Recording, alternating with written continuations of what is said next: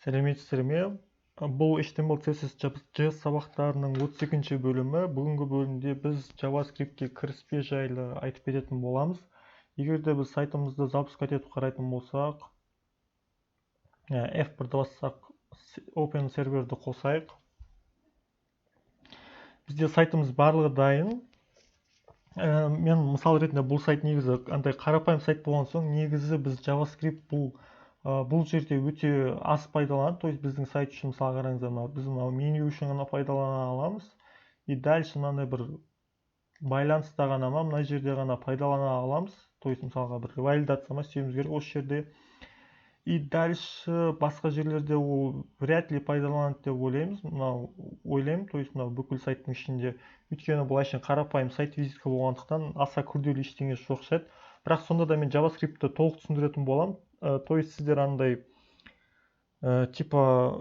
соншама түсіндіріп, кейін соңында вообще сайтта пайдаланбадық қой деп таңғалып жүрмеңіздер.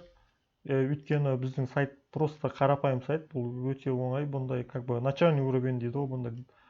Дальше уже кейін мысалға бір интернет-магазин секілді немесе қазір көптеген сайттар фреймворктардың көмегімен жұмыс істейді. То есть React.js, Vue.js, Angular.js, Svelte дегендер шыққан. То есть егер де соларды бүйтіп мән беріп қарайтын болсаңыздар, олардың бәрі тек JavaScript тілінде жазылған. Сондықтан да қазір мынау проектті деп JavaScript-ті толық пайдалана алмағанымызбен, оны кейін болашақта керегі болады. Сондықтан да видеоларды қалдырмай көріп шығыңыздар, өйткені біреуін өткізіп жіберсеңіз екіншісін түсінбей қаласың. Сондықтан да түсіністікпен қарайсыздар деп ойлаймын. Енді бұл сабақта жалпы JavaScript-ке кіріспе жайлы айтып кетейік. Жалпы JavaScript деген не, оның вообще не керегі бар, қай жақта пайдаланады деген секілді. Анықтама ретінде беріліп кеткен JavaScript HTML документті динамикалық түрде жасау үшін қажетті бағдарламалау тілі дейді. Бұл не мағынаны білдіреді? Динамикалық түрде дегеніміз не ол? Жалпы динамикалық түрде деген ол біздің мысалға сайтымызда біздің сайтымызда мысалға мынау кнопка бассақ меню шығып жатыр, осыны динамика дейді. То есть біздің сайтымыз бір қозғалыста, то есть мысалға бірдеңені бассаң екінші нәрсе шығады деген секілді, сондай нәрсені айтады динамика деп. Ал мысалға статикалық файлдарға қарапайым біздің Word-овский файлдар бар, мысалға PDF файлдар, мысалы сіздер PDF файлдарды только бір ссылка ғана болады ішінде, бір басынан соңына дейін бүйтіп көшесіздер, бірақ мысалға сайттардағы сияқты мысалға мынаны бассаң мынандай нәрсе шығады деген секілді ондай функциялар жоқ. То есть сол файлдар статикалық болады. Негізі біздің қазіргі сайтымызда почти статикалық файл, мысалға бізде менюдан бүйтіп шыққаннан басқа бізде қарапайым, как будто әшейін документ секілді. То есть мысалға бір беттерге көшсеңіздер, біз бет істемеппіз бе? Мынандай әшейін қарапайым беттерге көшеміз. То есть біз мысалға мына жерде басқа ештеңе істей алмаймыз. То есть бұл обычный статикалық файл, статичный файл дейді ғой. Или қазақша статикалық тұрақты файл ма, өзі қалай болады? Сондай мағынаны береді. То есть осыны сайт живой түрде бір интерфейс ақпарат алмасу секілді түрлі варианттардың осының бәрі JavaScript-тің көмегімен жасалынады. И JavaScript интерпретатор арқылы жұмыс істейді дейді. Егер де сіздер осы уақытқа басқа да программалау тілдерін өткен болсаңыздар, мысалға C++, C# секілді тілдер, олар компилятор арқылы жұмыс істейтін тілдер. То есть олар бүкіл жазылған кодты сразу машиналық кодқа айналдырады. Ал интерпретатор деген ол жұмыс істеу барысында кодты машиналық кодқа айналдырады. Мысалға біз бір сайтқа ашып қарайтын болсақ, жалпы машиналық код деген не екен түсінбей жатсаңыздар, ол мынандай нәрсе. Қазір мысалға мен text to binary деп Google-дан іздеп көрейік.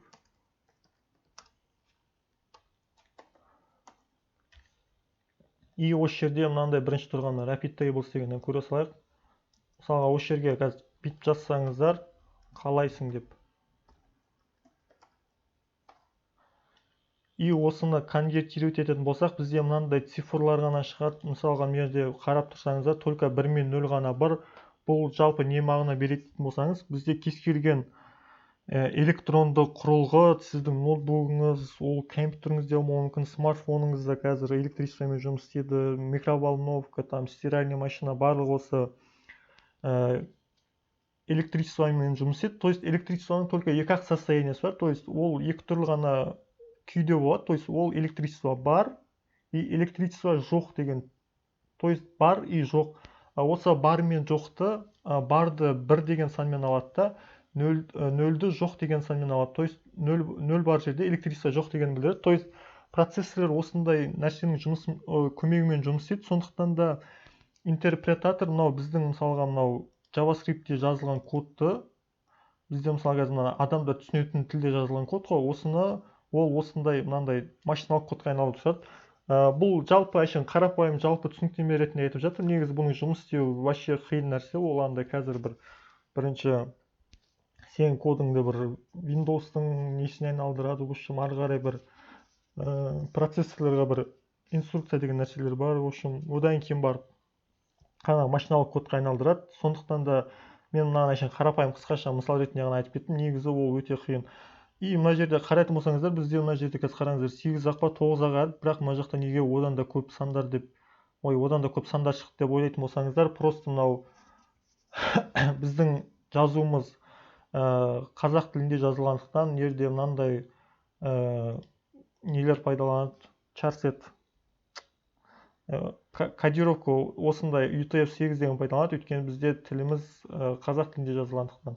И осыда, по-моему, бір әріп 2 байттан құралған. То есть, мысалға, бір әріп, мына жерде қазір қараңыздар, қалайсың дегенде 8, 9 әріп болса, мына жерде примерно қазір 18 болу керек. Так, 1, 2, 3, 4, 5, 6, 7, так, мынау 2, 14 болады сонда, 14, 15, 16, 17, так, 17 болып тұр екен. 17 мына жерде қазақша именно сөздер екіге көбейтілген да, то есть 16. И мынау сұрақ белгі, ол енді сұрақ белгі біреу андай любой тілде бірдей ғой. Сондықтан да ол 1-ақ байттан құралады. Осыны жалпы шатастырып кетпеңіздер. Жалпы интерпретатор деген просто осындай біздің жазған ағылшынша кодымызды, мынандай кодты осындай цифрға айналдырады. Ну, енді негізі оны жұмыс істеу принципі одан да күрделі, бірақ оны түсіндіру үшін прямо бір 2-3 сағат лекция оқу керек секілді. И JavaScript-ті қай жерде пайдаланады? JavaScript алғашында тек браузерлердің ішінде ғана пайдаланылған тіл болатын. То есть ол ондай тілді узкоспециализированный тіл дей ма, сондай қазақша қалай болды өзі. Қазақша осындай техникалық терминдерді жалпы қазақша аудару өте қиын. То есть мысалға болады, бірақ мен қазақша 1-2 кітаптарды оқығанмын, біреуінде бірдеңе дейді, екіншісінде басқаша перевод, сондықтан да лучше орысшасын айта беремін. Бірақ та қазір мынау бұл JavaScript тек браузерде ғана емес, онымен типа мынандай сервер жазуға болады. Бір Express.js деген фреймворк бар, соның көмегімен осындай сервер жазуға болады. Ол JavaScript тілінде жасалынған. И мына мобильді құрылғыларда React Native деген фреймворк арқылы андай Android пен iOS-қа да программа жазуға болады.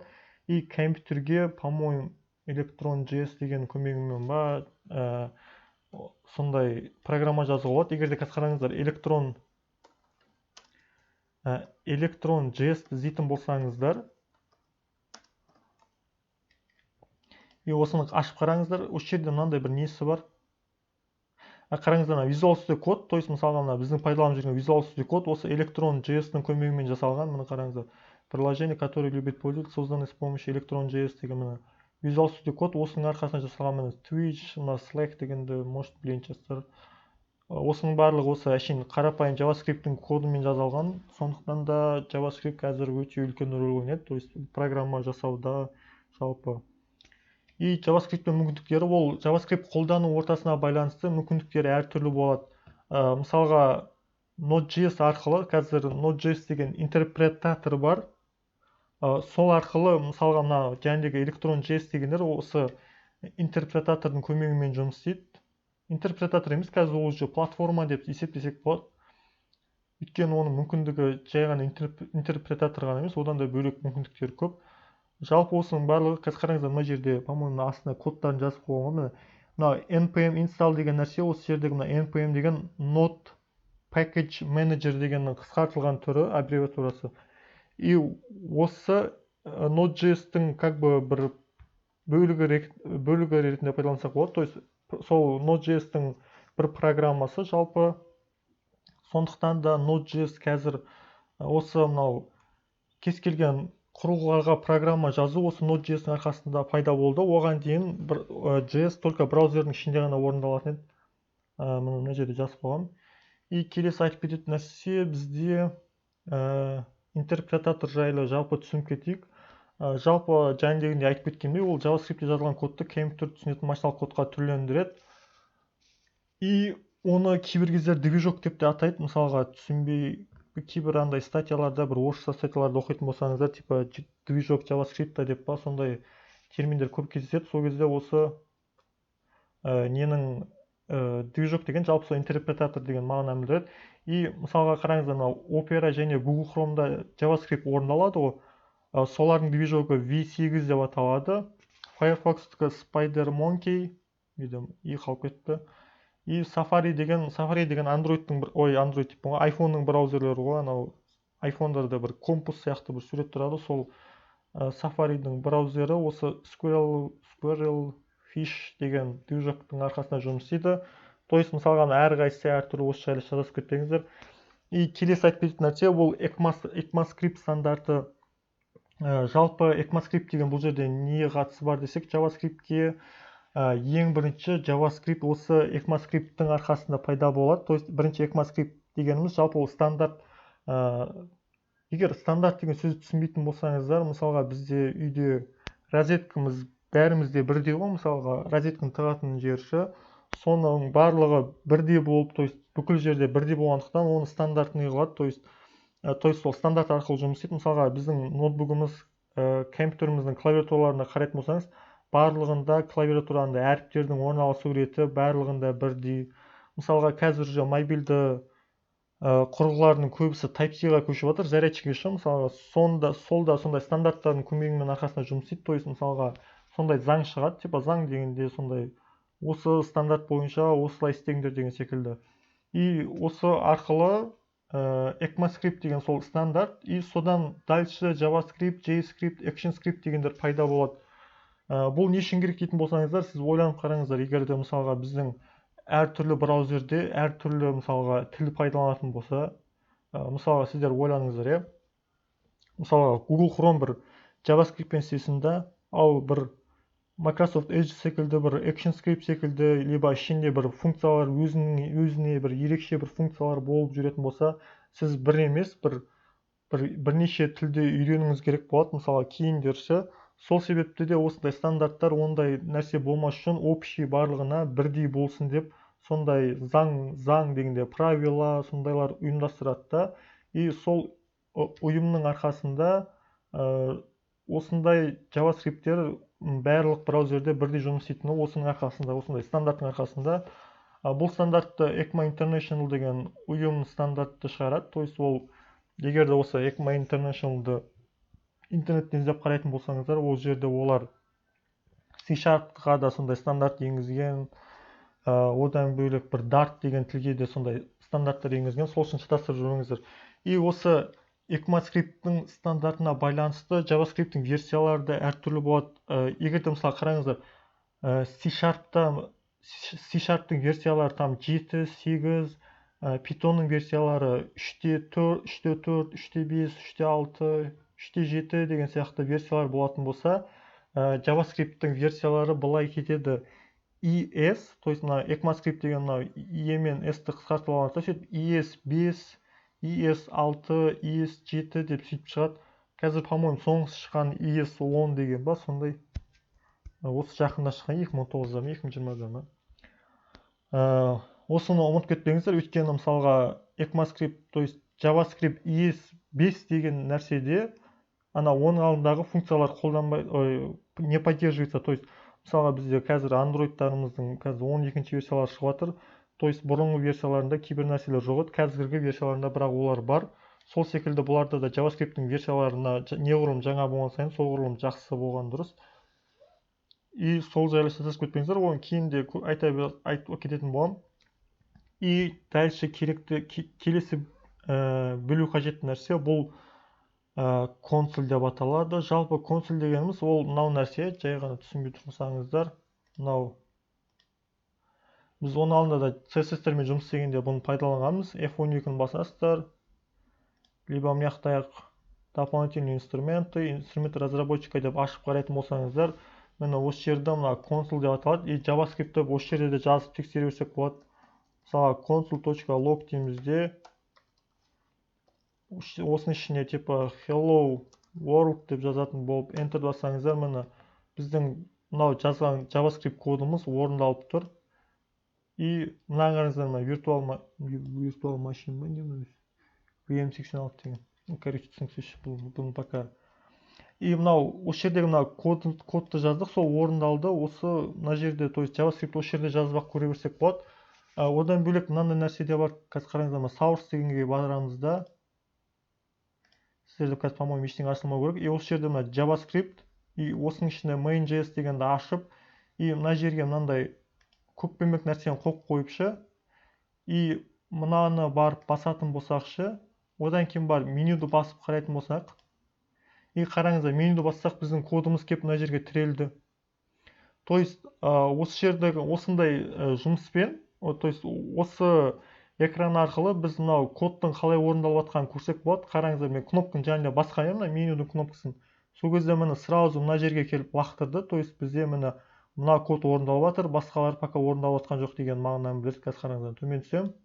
Міне меню шықты. Болды, жүр. Біздің кодымыз именно осы жер ғана орындалып тұр. Осыны кейін керекті нәрсе бұл консул, өйткені кейін біз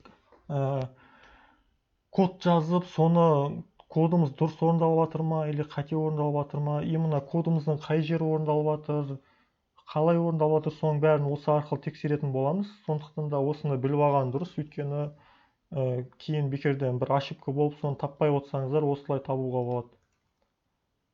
Жалпы осы консуль деген соны білдіреді. Және мына инструменты разработчика деп тұр. Мен дополнительный инструменты, аты инструменты разработчика. Оны ағылшынша DevTools деп атайды қысқаша. Developer Tools деген мағынаны білдіреді. Енді қазақша разработчик деген енді білмедім ше қалай бару керек. И келесі білу керек нәрсе мына Node.js деген. Бұл Node.js, бұл жалпы, бұл өз алдына бөлек программа. То есть қазір қараңыздар, мен компьютерде орнатылған қазір. Вот міне Node.js деген бұл жалпы өз алдына жеке программа. То есть ол через мынандай командный строка арқылы жұмыс істейді. И қараңыздар, мен жерде npm version деп ашып қарайтын болсам, менде node version десем, менде сол Node.js орнатылған. То есть бұны білудің керегі жоқ, жалпы браузер үшін. Бірақ та бұны кейін керегі болуы мүмкін, өйткені сіздер мысалға қазір жалпы Қазақстанда, негізі жалпы Қазақстанда ғана емес, ол бүкіл әлемдегі сондай, типа любой бір сайтты через фреймворк арқылы жұмыс істейтін болады.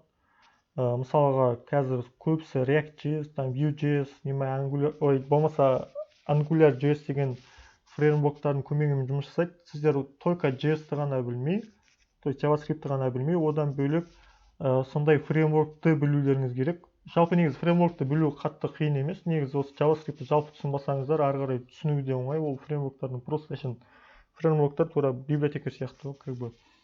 И сондықтан да мына Node.js-ті білгеніміз дұрыс. Бұны кейінірек пайдаланамыз, или болмаса бұған отдельно мен React.js немесе Vue.js жайлы сабақ өтетін боламын. Может, сол кездері жалпы көрістер.